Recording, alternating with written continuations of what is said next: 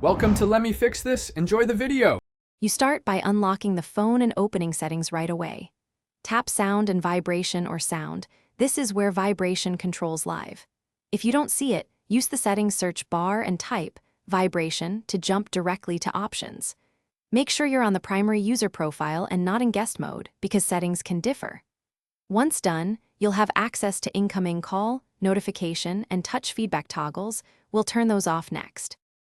You now disable the core vibration sources.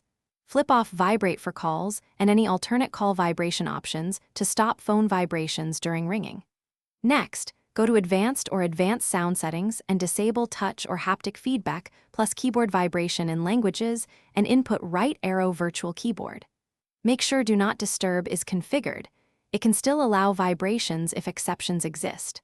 Finally, inspect major apps, messages, email, alarm, and turn their vibration notifications off so no app overrides. You finish by restarting the phone so all changes apply cleanly. That often resolves lingering vibrations. If the device still vibrates, check accessibility features like touch or notifications and review any automation apps that may trigger vibrations. Make sure no individual app notification settings re-enable vibration.